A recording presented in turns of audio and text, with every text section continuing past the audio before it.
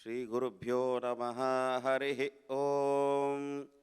गणानां त्वा गणपतिं हवामहे कविं कवीनामुपमश्रवस्तमं ज्येष्ठराजं ब्रह्मणस्पत आनशृण्वन्नोतिभिः सीदसादनं श्रीमन्महागणपतये नमः। प्रणो देवी सरस्वती वाजेभिर्वाजिनीवती दीनामवित्र्यवतो वाग्देव्यै नमः। नीलां देवीगं शरणभगं प्रपद्ये सुदरसिदरसे नमः। गृणाहि घृतपति सवितराधिपत्ये पयस्वति रन्तिराशानो अस्तु। ध्रुवा दिशा विष्णुपत्न्यघोरा शेषाना सहसो यामनूता। बृहस्पतिर्मातरिष्वोतवायः सन्दुवानावात अभिनो गृणन्तो। विष्टम्भो दिवो धरणः पृथिव्या अस्येषान जगतो विष्णुपत्नीः। ॐ महादेव्यै च विद्महे विष्णुपत्नी च धीमहि तन्नो नीलाः प्रचोदयात्। कात्यायनाय विद्महे कन्याकुमारी धीमहि तन्नो दुर्गीः प्रचोदयात्। हरिः ॐ।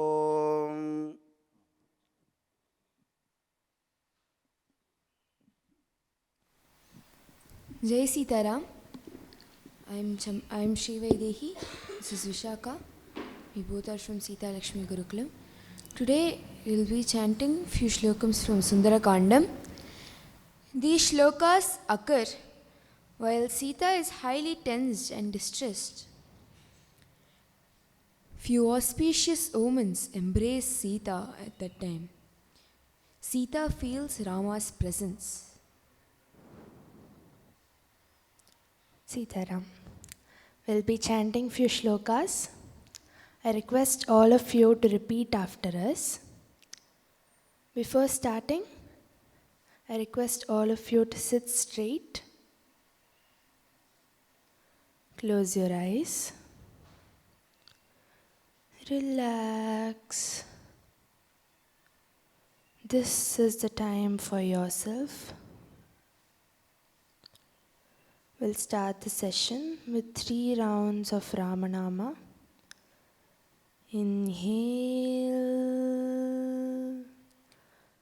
Ram.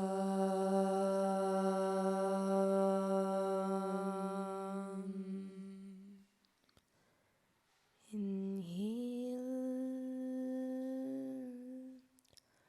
Ram.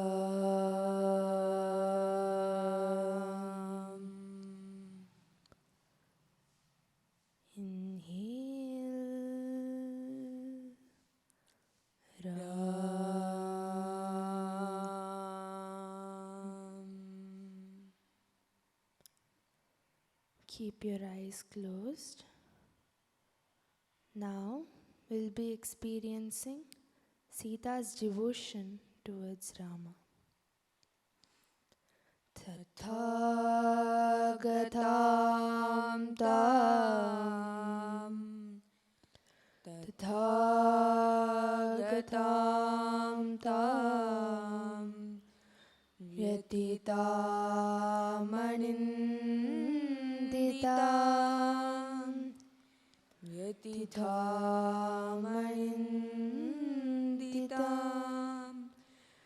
Vyapetaharsham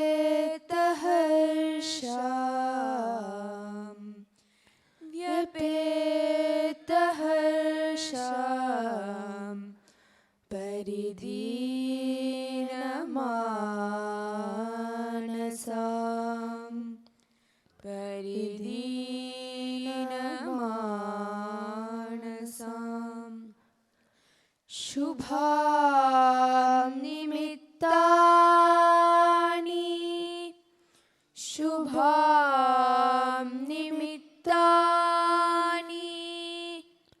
Shubhani Bejire Shubhani Bejire Naram Shriya Jushtam Naram Shriya Jushtam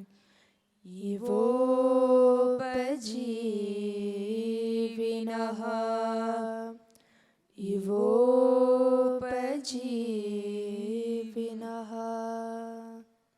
Now, let us all visualize the Ashoka grove. In Ashokavana, Sita is standing under a tree. She has closed her eyes. She has her hair in one hand. She is highly tensed. She is highly distressed. At that time, some auspicious omens embrace Sita as dependents embrace an auspicious man or a person. Tasya shubham, tasya shubham, Vamamaraళapakshma, Vamamaraళapakshma, Rajivritam, Rajivritam, Krishna Vishala Shuklam,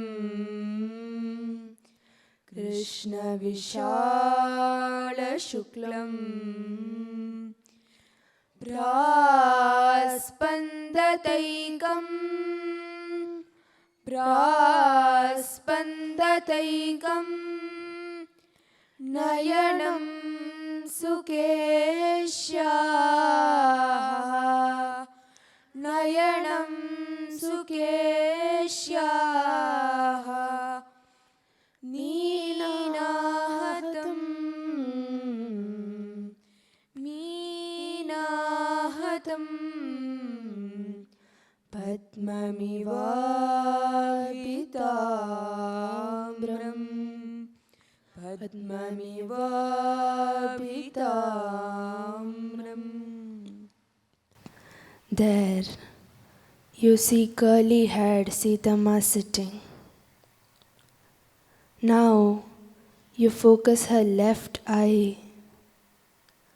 It's surrounded with a row of eyelashes. There's white in middle. The eyeball is black in color. The edges are red.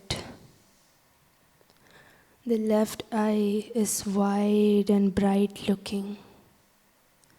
The left eye throbs just as a lotus touched by the tail of the fish.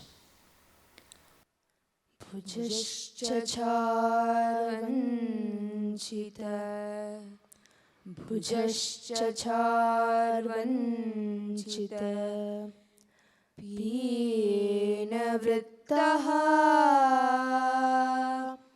Pina vrittaha, Parargyakala karu, Parargyakala garu, Chandanarhaha, Chandanarhaha, Anuttamena, Anuttamena, Adhyushitah priyena, Adhyushitah priyena, Chirena vamaha, Chirena vamaha, Samavepatashu, Samavepatashu. Her left shoulder, that once had the fragrant sandal, that was once embraced by her man, Sri Rama, now is again round. It throbs, conveying the auspicious things that's going to happen to her. Gajendrahasta Gajendrahasta Pratimascha Pinaha Pratimascha Pinaha Tayor Tayor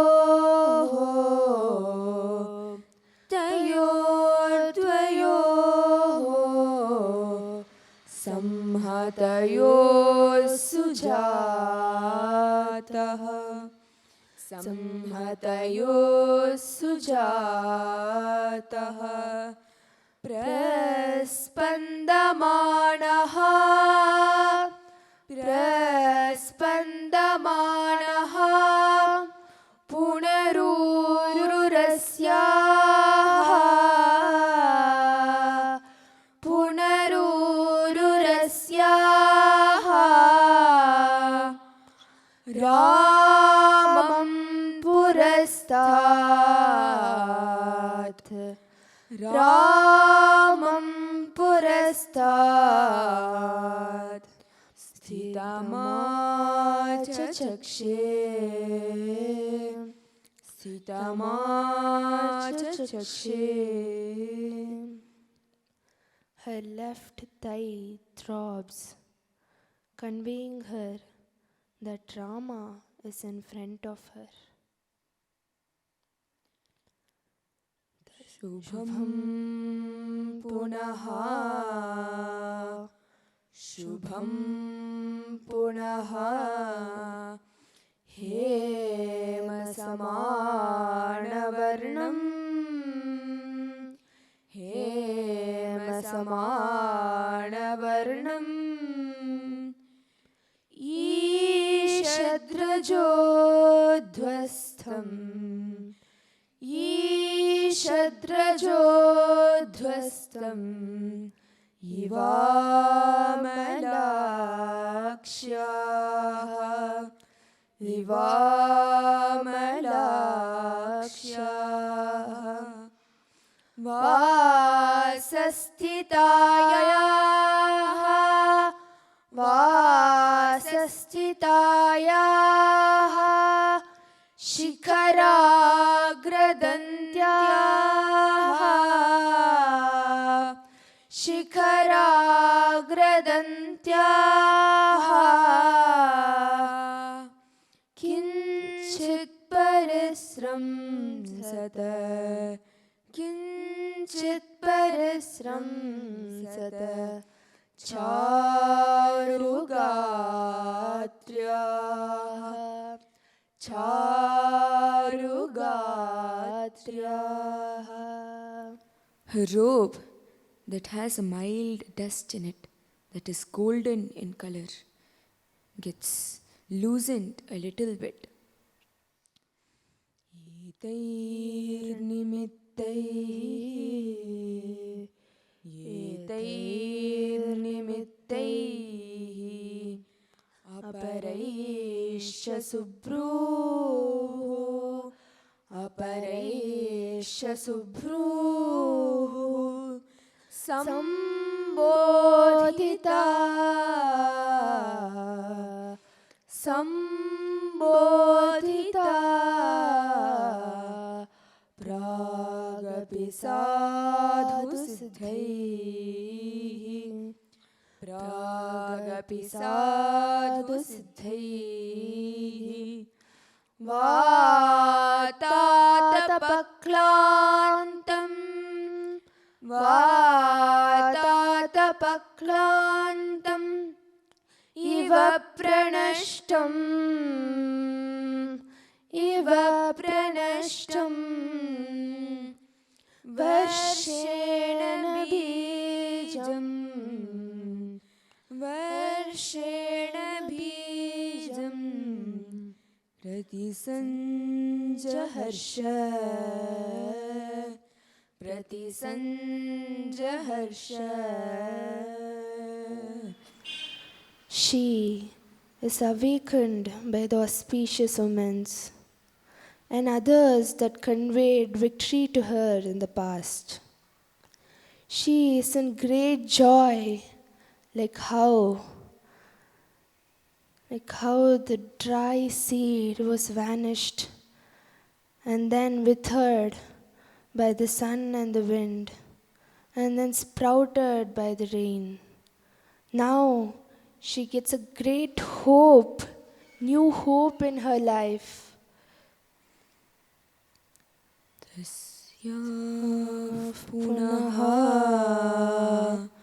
Tasyav punaha bimbapaladarostam bimbapaladarostam swakshibruke shantam swakshibruke shantam Haralapakshma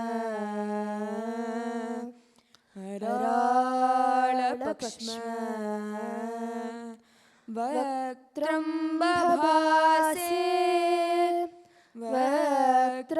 babhase Sita shukladam shram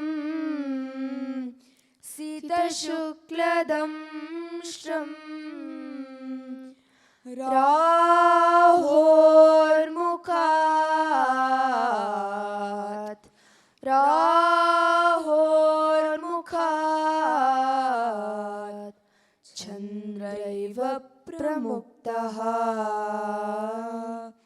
Chandraiva pramuktaha. Again she smiles.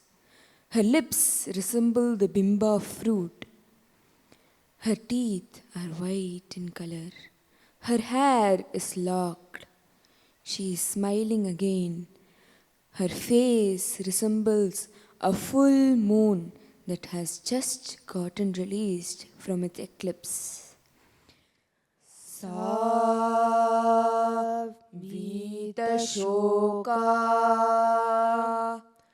Savita shoka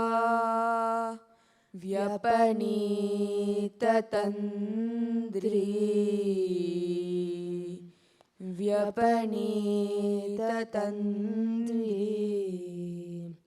Shantajwara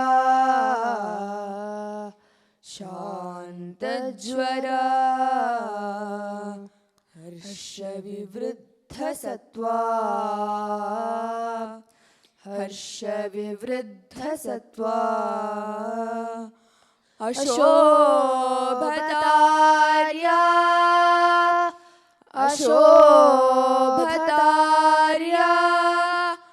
Vadanena shukle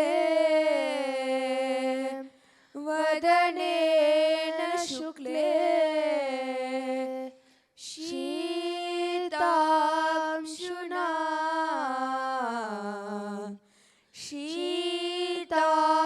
shuna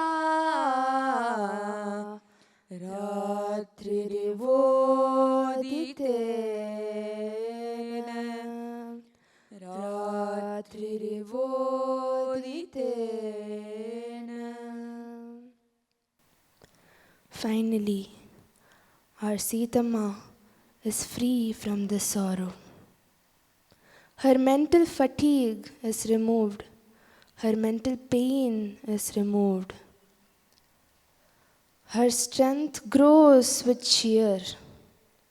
She, the noble lady, is fresh and peaceful.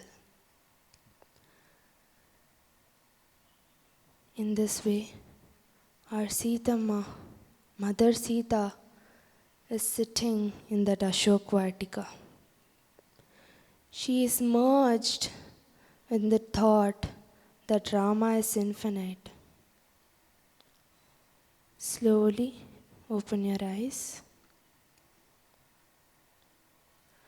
With the same thought that Rama is infinite, and with the same peace that Sitama felt, we'll also listen to Anna's Upanyasam. Thank you, Sitaram.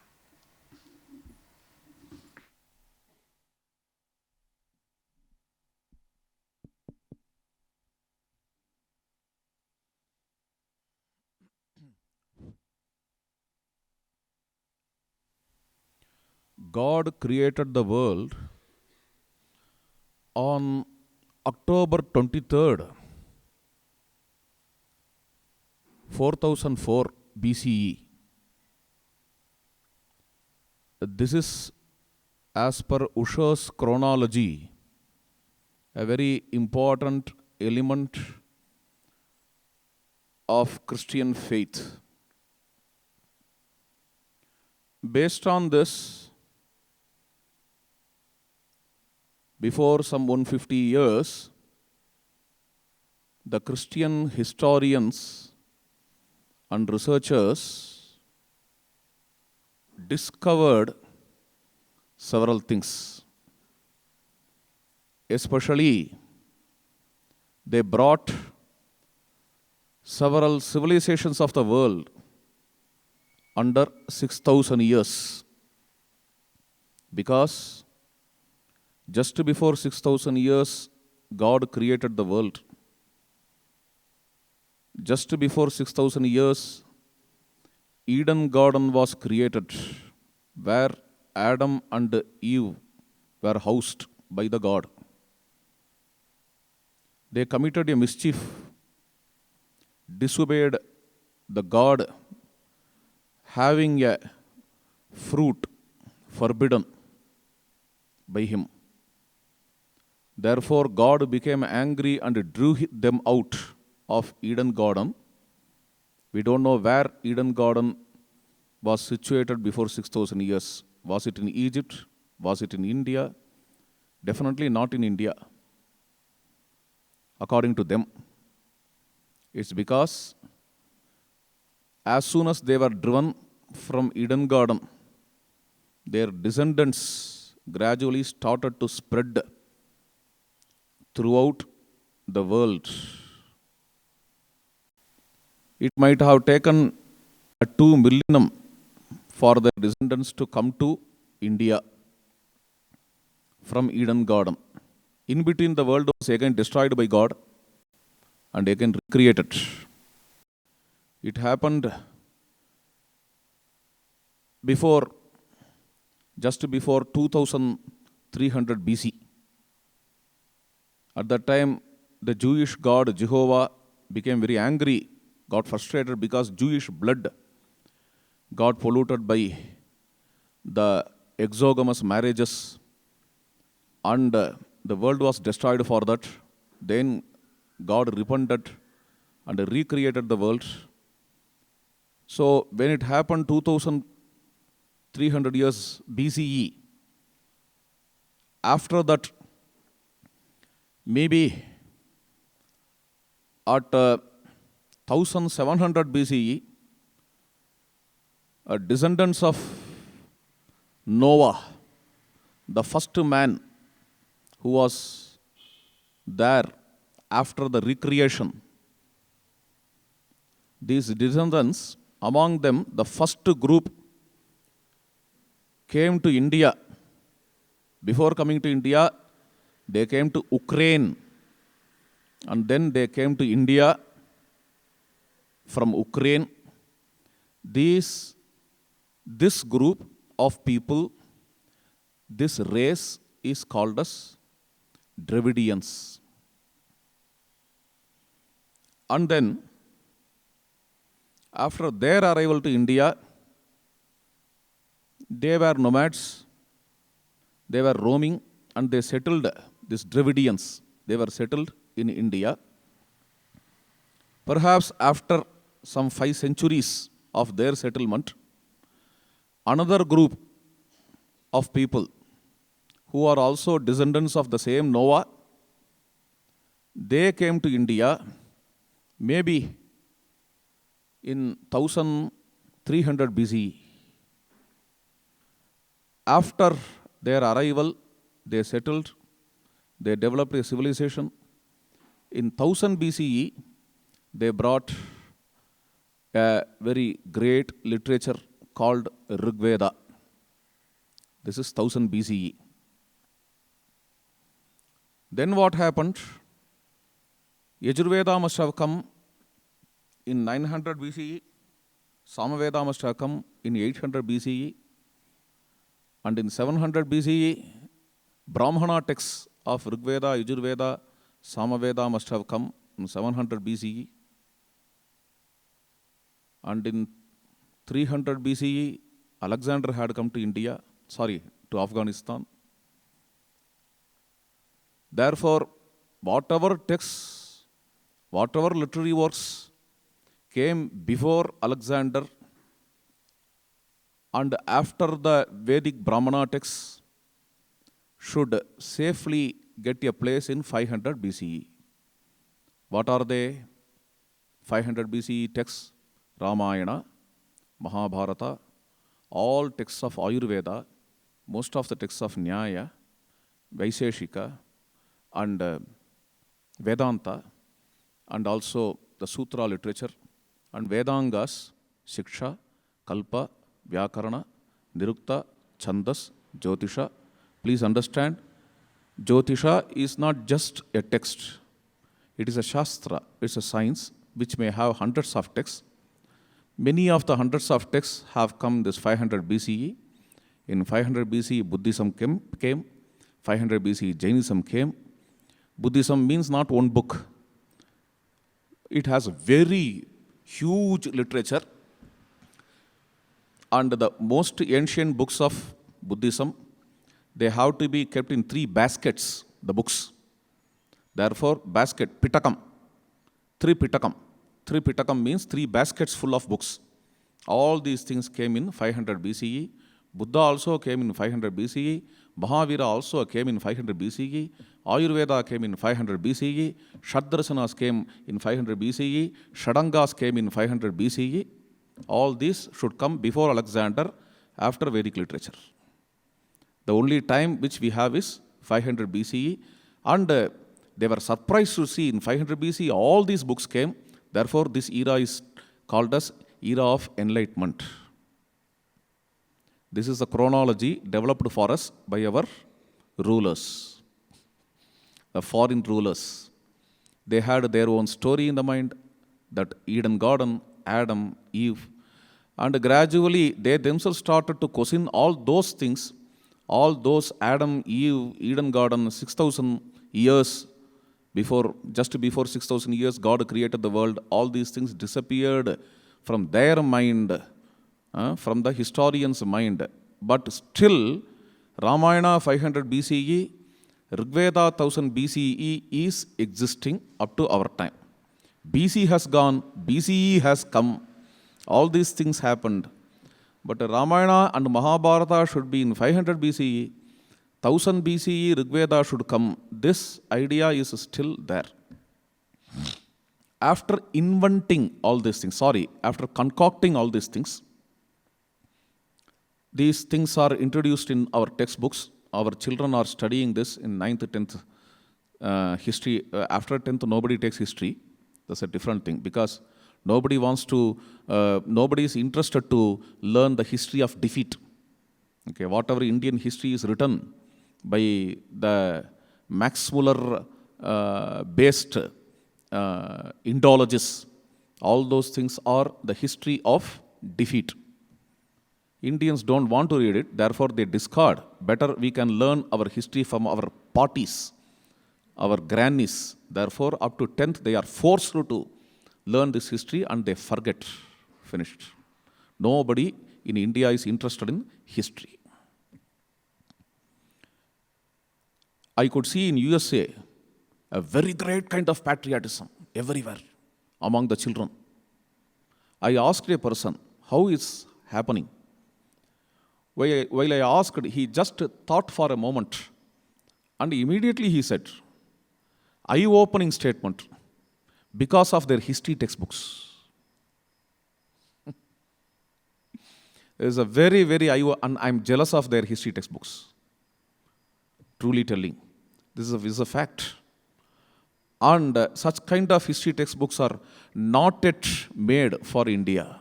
It's very pathetic, very unfortunate. Let us hope in future these kinds of textbooks can come. Okay.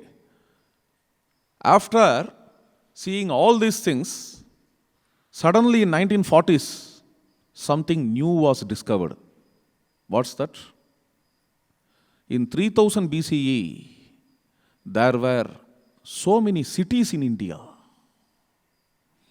They discovered various Harappan sites and Mohenjo-daro sites in, in Pakistan and also in Gujarat.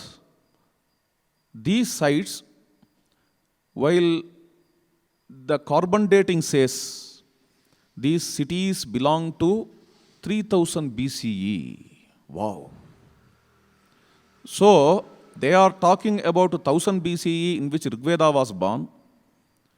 They never imagined such an urban sites in 3000 BCE at all. Even in 1000 BCE, they never imagined such a kind of urbanization. But these huge urban cities were there in 3000 BCE. This is a record-breaking finding. Because before finding this, there was a huge misunderstanding. Even before 1500 BCE, there was no urbanization at all in the world. But now there are sites which clearly prove that in 3000 BCE, the world was highly urbanized. Harappa, Mohenjo-daro sites. There are hundreds of sites. Hundreds of sites. What are they? And carbon dating says 3000 BC, that is 5000 years old. 5000 years old urban cities. What are they? And who were the people residing there? Already this Aryan invasion theory was established among historians. Based on that Aryan invasion lens, they said, these people must be Dravidians. These people must be, these Harappans must be Dravidians. Mohenjo-daro people must be Dravidians. And the Aryans must have come from Eden Garden little later to these Dravidians. Even before that, from Ukraine, Dravidians had come and established this Harappa and Mohenjo-daro. All those things have gone. Okay. Aryans came later. Dravidians came little before. And the Aryans came as nomads, chasing their goats into India through Khyber Pass and destroyed all these cities. The nomads destroyed all these cities and civilization, drew the Dravidians. Dravidians were thrown out of the cities. And the Dravidians were chased. As soon as Dravidians were chased, they came to South India from Harappa. In between, there is a huge forest. They crossed all those things. These are all studied as history. And this history is not history. This is his story. Whose story? Maybe Britishers' story, concocted story, J.S. Mill's story, Max Muller's story, his story, his own story, his concocted story. But we have to go through this wonderful civilization which happened 5000 years ago in Harappa and Mohenjo-daro.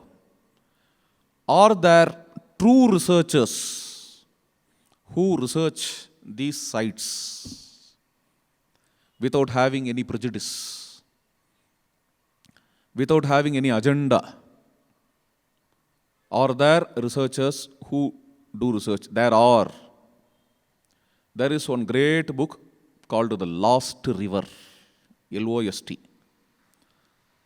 You might have gone through that book, a very famous book published by, I think, Penguin Press, Penguin Publication. The book is by a great scholar, Michael Danino, French person. The same way, a new book has come now, recently, just before a week. This is Garuda publication. I have brought this book here. And our own person has published this. A person belonging to Vebolim is T.S. Narendran. The Saraswati Epoch, a factual inquiry into India's prehistory. This book's name is Garuda publication. I just want to share a very important insight from this book. This has various aspects. To me, the most attractive chapters are the first chapter and the fifth chapter. Let me share some insights from the fifth chapter. The fifth chapter, its name is The Oldest Continuous Civilization. It's just a wonderful, showing the wonderful continuity from Harappa to our times. How these are told? Take for example,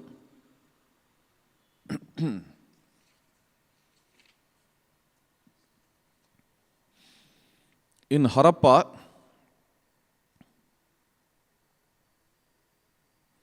there are toys which have clasped hands. That is Anjali Mudra, Namaskara Mudra they say. Even now, that same Anjali is there in Indian culture, Hindu culture.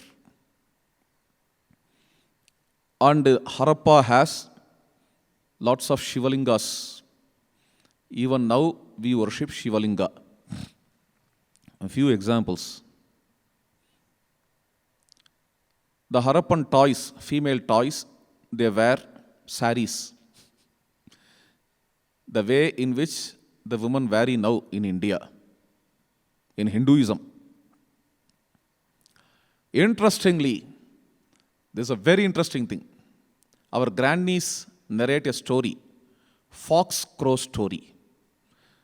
And that toy is there in Harappa. A crow takes an eatable, fox goes and requests that crow, oh crow, you sing a song. Okay, this story we hear from our granny. That toy is there in Harappa. That's very interesting. It is as old as Harappan civilization, this story. We now listen this from Panchatantra. Panchatantra got it from Harappan civilization. Harappa has bullock carts in the same model in which we have now. And then copper plates for meals Harappa has. And a very important thing, Harappa has swastika symbol in many places. For us in Hinduism, swastika is sacred. Above all, Harappa has fire altar. It's a very important thing, which proves Harappa to be Vedic. Harappa has fire altar, the ritual fire. And in Harappa, there were many yajna kundas. Harappa also has mother goddess. To us, mother goddess is very important.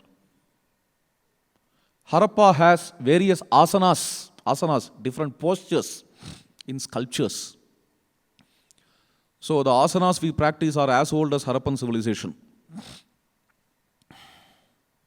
That is 5,000 years. And one terracotta in the picture you see, this is from Harappa. It's a very famous picture. It has yoga vastra. Indians, while doing puja, especially in Karnataka, if you go to Sringeri, even Acharya always wears this kind of yoga vastra. This is importantly Kannadiga culture, even though it is found throughout India. And then this man, they termed him as a priest. I don't know why they call it as priest. Archaeologists, they intuitively understand it. Yes, he is a priest because he has this kurira. This is called as kurira in Vedic term. Kumbhaka kurira. The one who performs or administers yajna has to wear this pattam. In Andhra, the woman wear that at the time of marriage. The bride wears that. This is called as Kumbhaka Kurira. Well, in yajna they wear. And this priest has a tilak. Okay. This terracotta is from Harappa. Bindi. And then it is also proven that Harappans played chess. Up to our time, this is there. These are all so many things discussed in this chapter. How the civilization continues. Then why Harappa or Mohenjo-daro got demolished, got destroyed? Harappan civilization, just a wild assumption by the Yentus who support Aryan invasion. Aryans came and destroyed all Harappa, Mohenjo-daro. No. The proper research says a huge river, a perennial river was running throughout Harappa, and that river disappeared. Therefore, Harappans migrated from Harappa and Mohenjo-daro to the now what we call as Uttar Pradesh. It doesn't mean before Harappans' migration in Uttar Pradesh, civilization was not there. Please understand. Upendra Singh, do you know this name? The famous name. Another archaeologist, daughter of Manmohan Singh, had found several things which prove, she got an award also for this. She had proven that in Gangetic Plain in Uttar Pradesh too, for thousands of years, not just for 2,000 years, 3,000 years, for several 50,000 years, there were people. They lived with civilization. Coming back to the point that from Harappa, from Mohenjo-daro, there was an influx to Ganga and Yamuna too after the disappearance of Saraswati river, river Saraswati. Very interesting thing. There is a literature evidence too for this Harappa Mohenjo-daro civilization. If you have to go to the literature evidence of this Harappan civilization, we need to read Mahabharata. In Mahabharata, Krishna's elder brother Balabhadra was not interested in Mahabharata war. He tried to stop it. Neither Pandavas listened to him, nor Kauravas. Therefore, Kalimala Pahaha. He, getting disinterested in this war, like Vidura, started a pilgrimage, Tirthayatra. And in his Tirthayatra, he wandered in various Saraswati river sites. In the two banks of Saraswati, there were many Punyakshetras where Balabhadra had a Tirthayatra. At the end of Mahabharata war, he came to stop it again while Duryodhana and Bhimasena were fighting each other. In this Balabhadra's Tirthayatra, around some 15 chapters in Mahabharata, in Shalya Parva, all Saraswati sites were described. It's a very, very interesting thing, and this is the literary evidence for Harappa Mohenjo-daro. All these sites were described in the Tirthayatra of Balabhadra. So it means the original text of Mahabharata, what we call as Mahabharata, this original Bharata, belongs to 3000 BCE. Our grannies also tell in the same way. They just having faith in the hearsay document. It's not a researched one. Through their hearsay, through their Karna Parampara, our grannies say, Krishnavatara happened before 5,000 years, they say. If you take this Saraswati Harappa civilization, based on the carbon dating, it goes to 3000 BCE. Further, the literature evidence is 3000 BCE. So Mahabharata happened before 5,000 years. Not only this, there are hundreds of astronomical references given by the great scholars. They calculated meticulously both by the software tools in modern days. Before some 30 to 40 years, just manually they calculated. The scholars independently calculated, and when you bring all these things together, you can find out Mahabharata's era was 3000 BCE.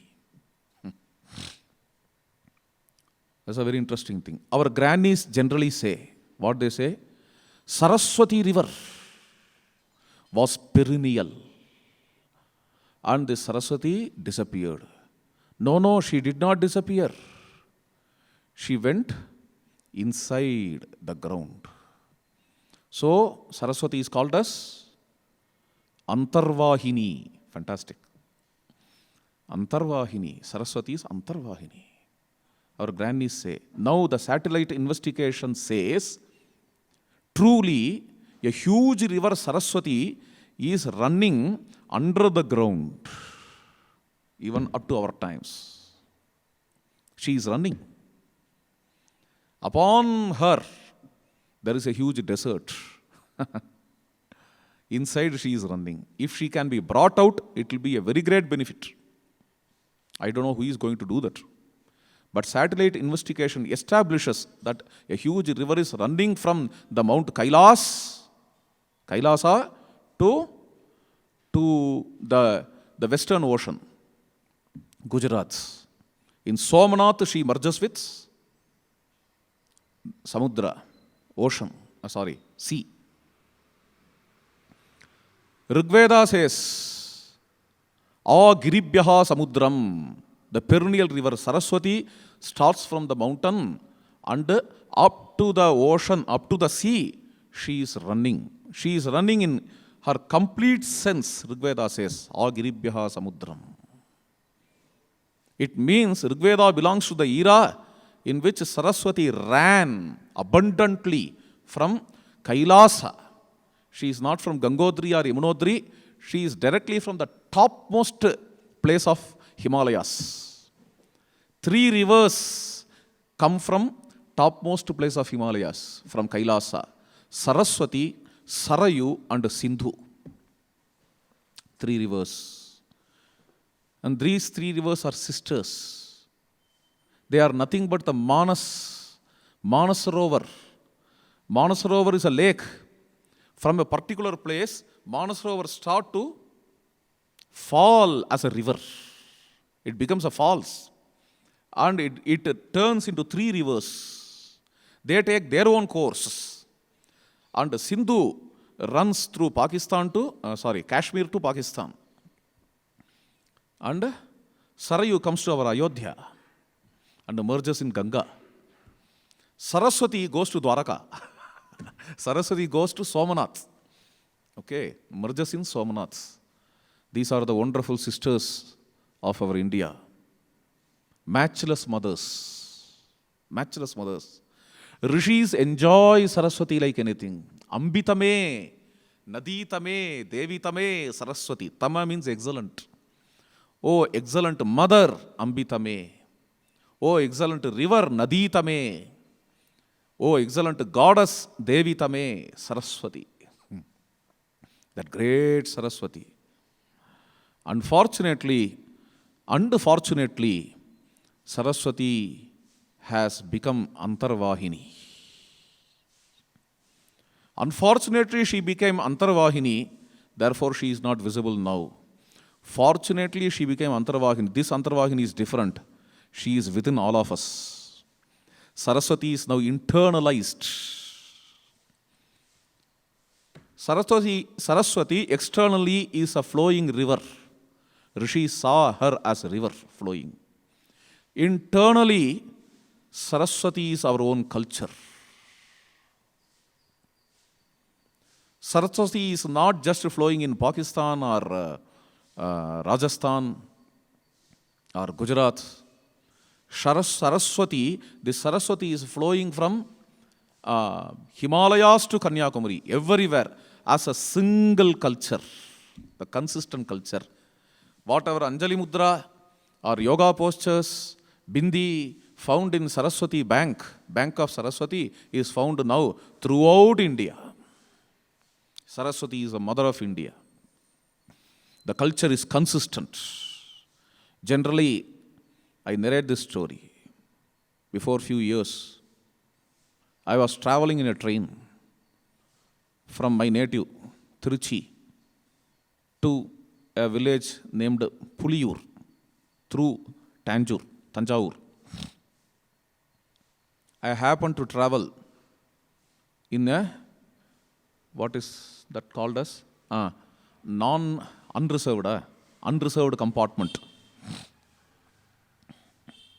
People are sitting everywhere, down, on the seat, everywhere. It's a very great delight to travel in unreserved compartment. We can see different kinds of people. They will be conversing happily. One boy was sitting there, stretching his leg on the ground. Sorry. An old man was sitting there on the ground. A boy came. He requested that old man to take his leg so that he can go. The old man said, you can just cross, you can just jump and go. I need not take my leg. I need not withdraw my leg. Then that boy said, அது ஐதீகம் இல்லை. That is not ஐதீகம். This Tamil word ஐதீகம், I don't know it is existing in Kannada or not. This Tamil word ஐதீகம் is from Sanskrit word aitihyam. It's a Vedic word. Smriti pratyaksham aitihyam anumanas chatushtayam etair aditya mandalam sarvaireva vidhasyate. Taitiriya Aranyaka, Krishna Yajurveda. Aidhigam. Aitihyam. A young boy, a non-Brahmin boy in Tamil Nadu, near Puliyur, is telling, jumping an object, what to say? Crossing. Crossing a thing is not aitihyam. Is not an elderly practice. Elders advise us, don't cross a thing. Why? Because Bhagavan is there everywhere. Crossing a thing, crossing a book is insult because this is Saraswati. The book is Saraswati. While this story is happening, this event is happening, I was sitting in the train. My mind went 5,000 years back. Somewhere in Himalayas, Bhimasena was ascending the mountain to go to Kubera's Alakapuri to bring Saugandhika Pushpa, Saugandhika flower. On the way, he saw a huge ape, gigantic ape. That is none other than Hanuman. He had a long tail stretching. Bhimasena requested that ape, without understanding that ape to be Hanuman, please take back this tail. I should go. That ape said, cross the tail. Bhimasena said, I can't, because it is not an elderly practice. And Bhagavan is there in the tail. Everywhere Bhagavan is there, I can't cross that Bhagavan. In between Himalayas and Tanjavur, we have several thousands kilometers. In between this boy telling this is not Aitihyam and Bhimasena's response, in between temporally, in time, you have 5,000 years gap, but still a same simple practice that one should not cross a thing is continuing. I don't think that you can see this anywhere in the world except India. I don't know what strength this India has to hold her culture. Hold her culture. We wonder regarding this. And this culture is Saraswati. Saraswati is a river. River also means the culture and civilization that the river has. Based on the river, we have the name of the nation. What's that? India. Why India is called as India? Because the India has a culture of Sindhu river. Sindhu culture is Hindu culture. Sindhu river's bank, in that bank the culture flourished, the same culture is throughout India, therefore this is India. India, Sindhia. Okay. For Iranians, the sa doesn't come in their lips, therefore the sa becomes ha, Sapta Sindhu, Hapta Hindu. This is Sindhu, India. And Sindhu is not just a river Sindhu, it also a Sindhu throughout everywhere. Any river is called as Sindhu. Karuna Sindhu.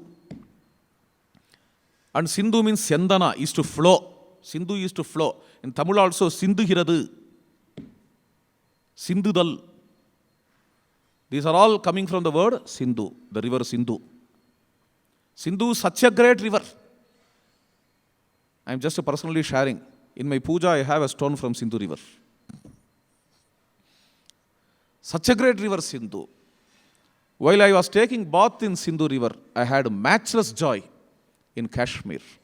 Many people stopped me to go to Sindhu river. No, very dangerous. Don't go there. Risky. The bank is filled with terrorists. Sindhu bank. Don't go there. I took all that risk in Kashmir and went to have baths in the river. At least we should have a dip in Sindhu river. This is because Sindhu is the mother of our culture. In the same way, Saraswati. If India is named as India because of Sindhu, India is named as Bharata because of Bharati, that is Saraswati, the river Saraswati. She is Bharati. Her another name is Bharati. And this nation is called as Bharata. Bharati is Bharata Mata. Bharati and Bharata Mata are one. And this Bharata Mata means not only the land Bharata Mata, but also the culture in Bharat. Rashtra is a word, very important word. Rashtra is not just country, but Rashtra is nation. What's the difference between country and nation? To country in Sanskrit is Desha. Rashtra is nation. Country means a land. Nation includes the culture in the land. People in the land. Nation is organic. Bharat, when you call this nation as Bharat, it denotes a nation. It denotes a culture in that nation. What we have here in Gudiya Samprama. This kind of Bharatanatyam, this kind of songs, all this kind of Rangavali, rightly written as Rangavali. Rangavali is Sanskrit. Rangoli is Hindi, okay. And Ratha Saptami, Rangavali, all those things are there. This is the culture. This is Indian culture. Saraswati culture. Bharati culture. And our culture, however diverse it is, however varieties it has, whatever diversity it has, interestingly, in our culture, the foundation is a scripture. It's a great wonder. It's a great wonder. We have lots and lots of varieties, creativity, diversity, various paths, multiple paths in our culture. Shaivism, Vaishnavism, Shakta, so on and so forth, Advaita, Visishta Advaita, Dvaita Advaita, Shuddha Advaita, Dvaita. All these things we have. But is there anything common in all these things? Yes. Scripture. Veda. So culture here has a foundation, the scripture, Veda. Veda Mata, Bharati Mata. Veda. So Veda Mata is Saraswati. As this Vak Devata, Veda is the foundation of culture, that Vedamata, that Vagdevata also is called as Saraswati. Saraswati is river, Saraswati is culture, Saraswati is Vagdevata. Saraswati is our nation, Bharata Mata. And this Bharata Mata, we think that the patriots, just to create unity among us, to throw out the British rule, created this Bharata Mata. This is what we may feel. But Bharata Mata is as old as Rigveda. In Rigveda, the 10th mandala, the Vagdevata says, she is Vagambrini. Vagdevata says in the 10th mandala, Aham Rashtri Sangamani Vasunam. This is a mantra. I am the Rashtra Devata, she says. This Vagdevata says. See the connection between Vagdevata and the Rashtra Devata. I am that Rashtra Devata. And Sangamani Vasunam, I unite all different Vasus. Vasus means riches. Vasu has several meanings.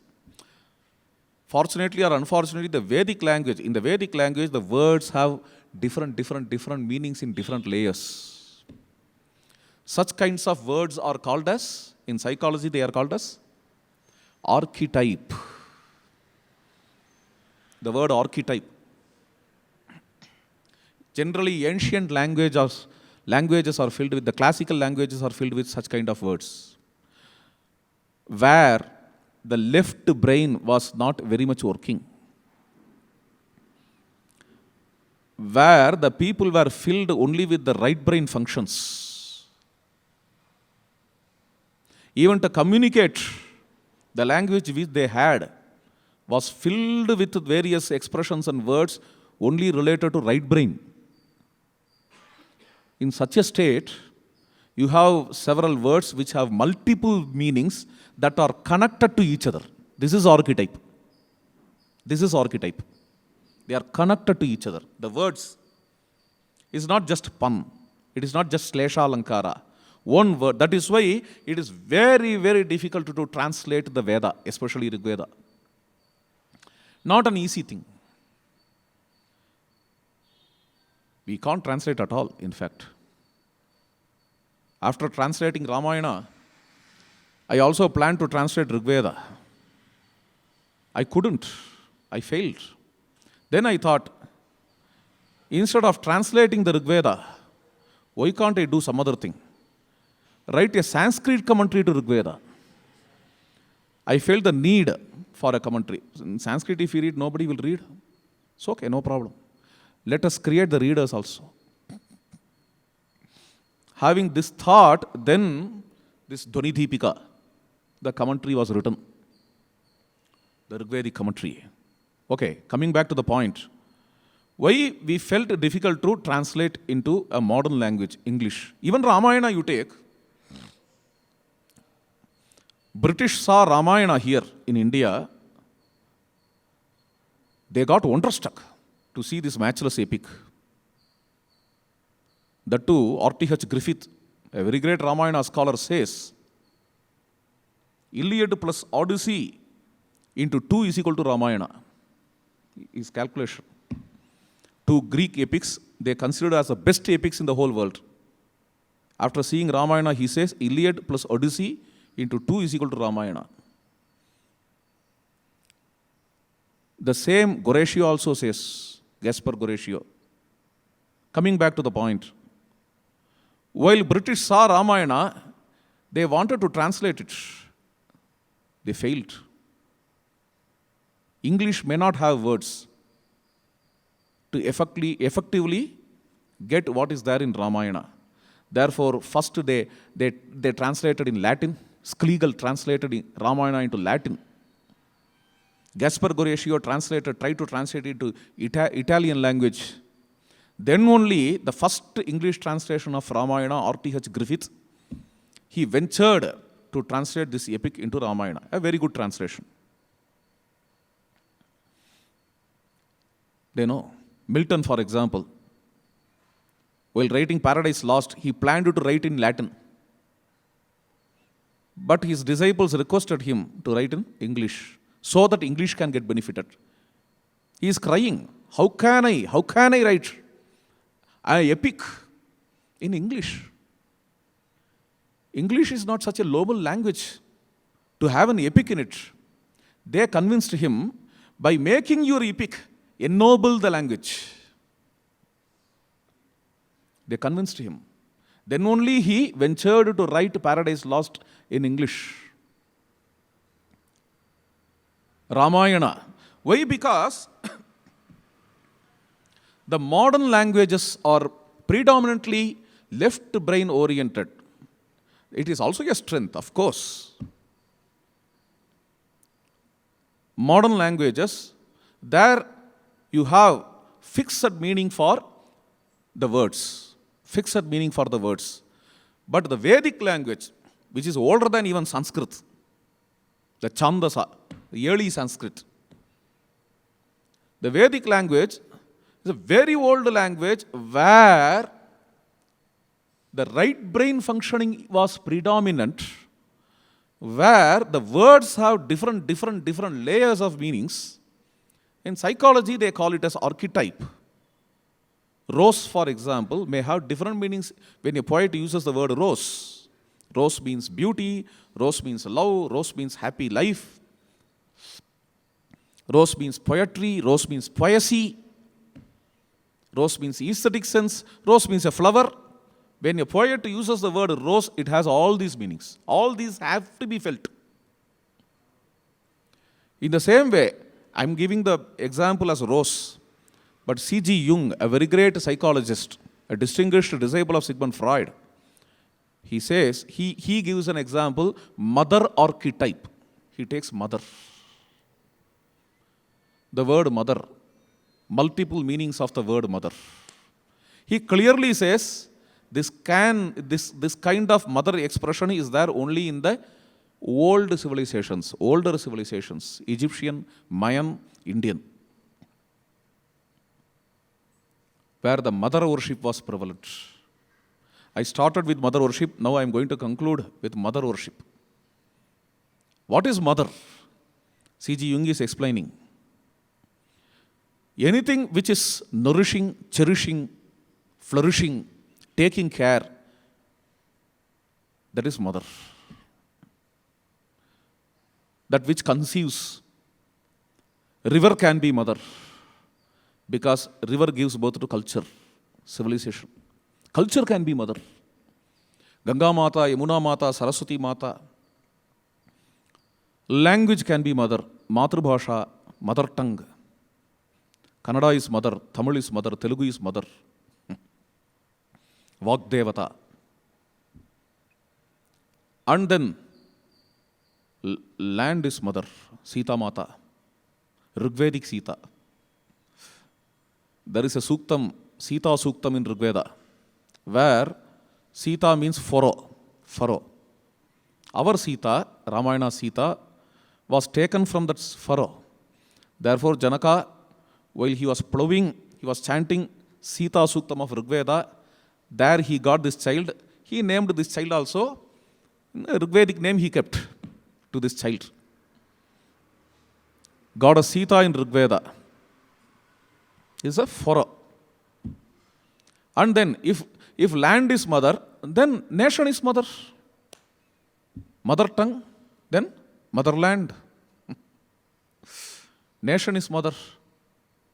If nation is mother, then earth is mother. Mother Earth. Namaste, what's that mantra? In Yajurveda, Namo Matre Prithivye, Maham Mataram Prithivim Higumsisham, Mama Mata Prithivi Higumsit. Salutations to my Mother Earth. May I not harm my Mother Earth, is a mantra.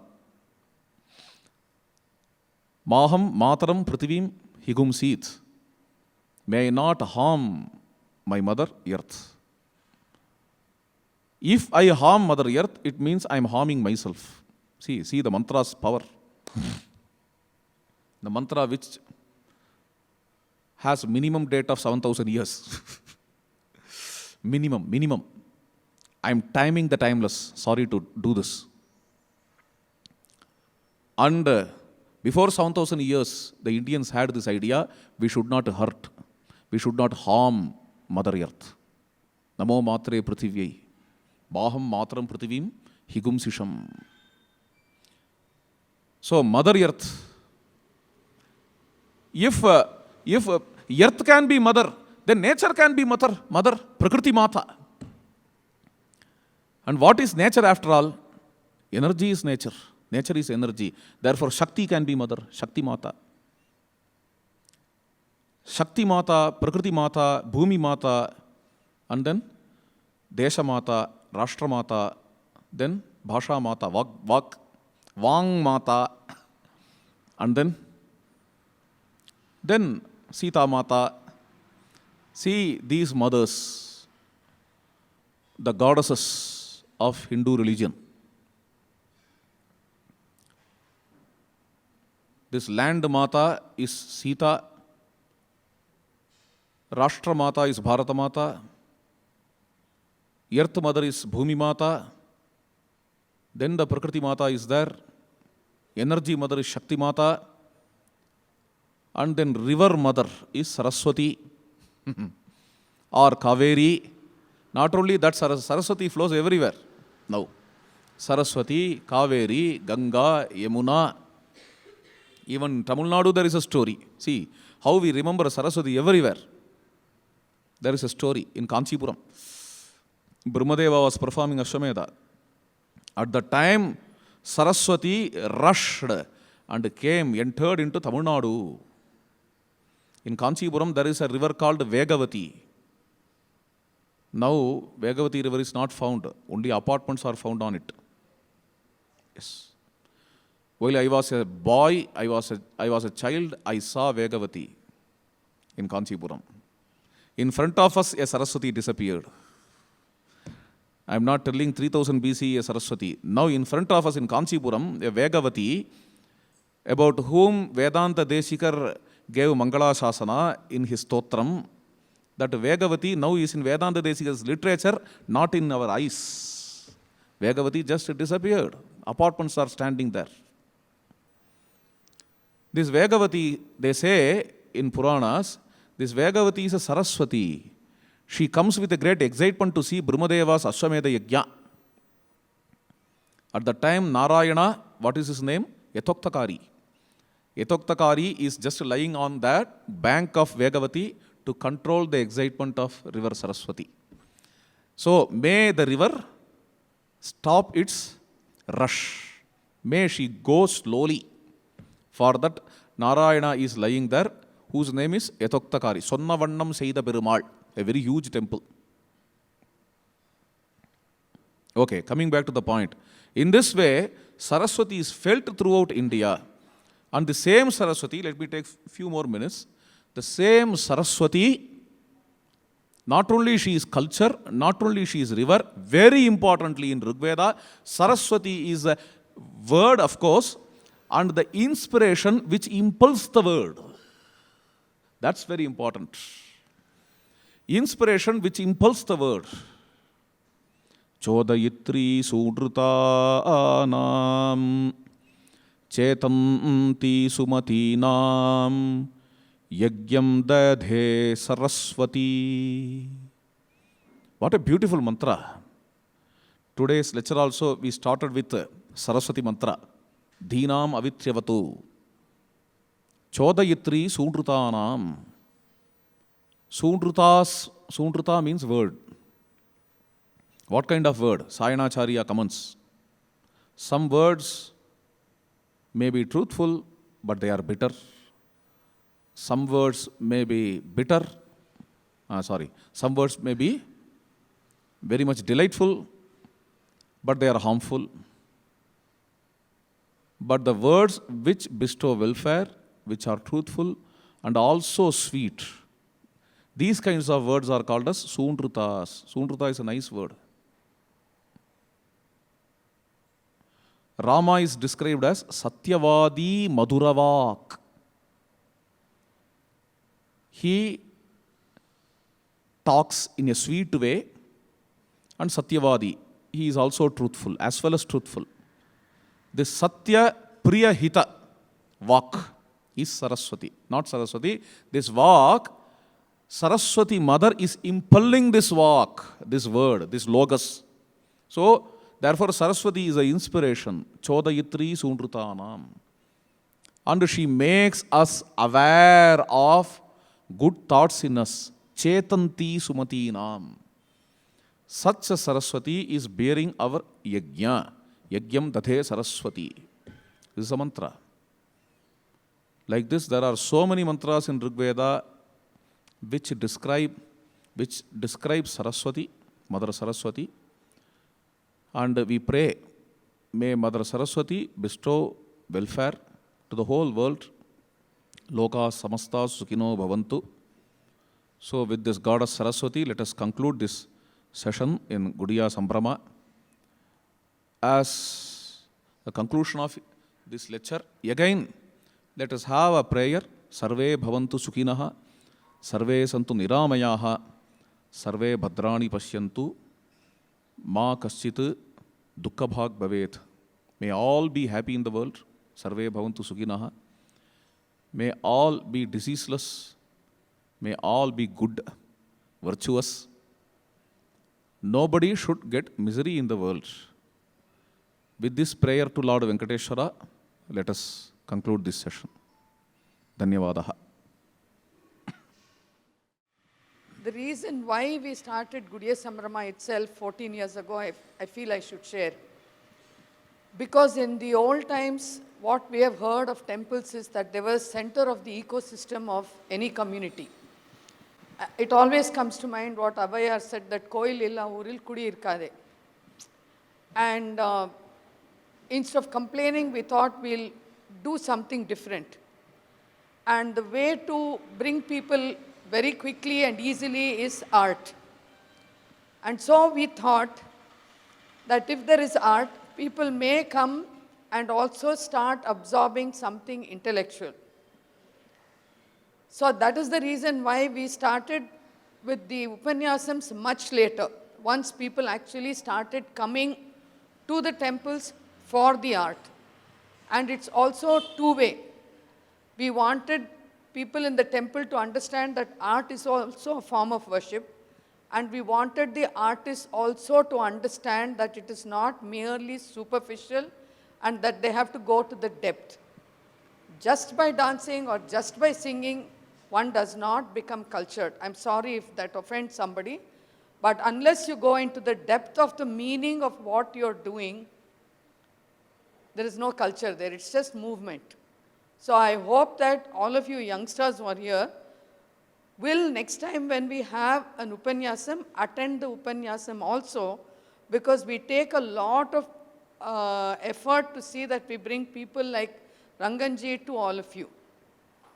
So if you have not been here all the time through this talk, we will put this on YouTube. Please see that you go there and listen. We have a lot of material that we have put out.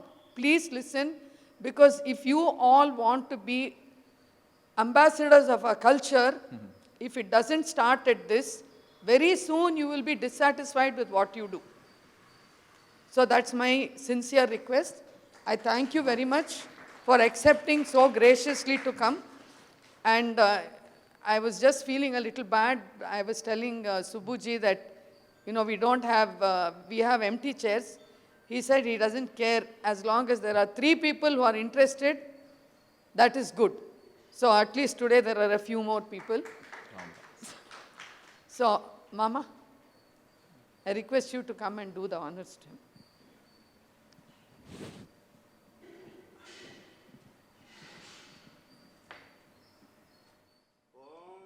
शैलाधिपयेव देवदन्नः वृषभाद्रीश्वर एव देवदन्नः वणिजैलाधिपयेव देवदन्नः भगवान् वेङ्कट एव देवदन्नः श्रीश्रीनिवासः परदैवदन्नः श्रीश्रीनिवासः परमादनन्नः श्रीश्रीनिवासः कुलदैवदन्नः श्रीश्रीनिवासः परमागतर्नः वक्त्राब्जे भाग्यलक्ष्मीः करतलकमले सर्वदा दानलक्ष्मीः दोर्दण्डे वीरलक्ष्मीः हृदयसरसिजे भूतकारुण्यलक्ष्मीः खड्गाग्रे शौर्यलक्ष्मीः निखिलगुणगणाडम्बरे कीर्तिलक्ष्मीः सर्वाङ्गे सौम्यलक्ष्मीः त्वयित विजयतां सर्वसाम्राज्यलक्ष्मीः ॐ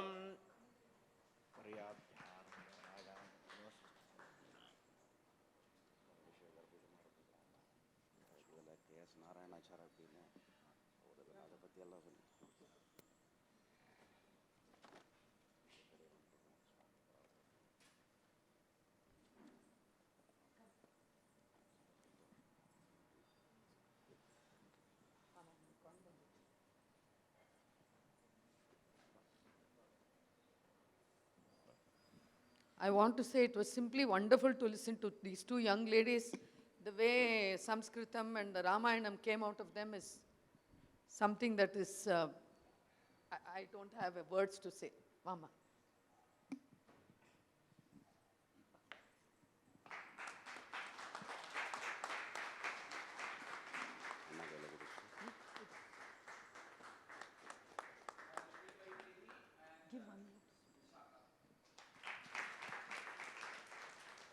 And I'd like to thank Subramanian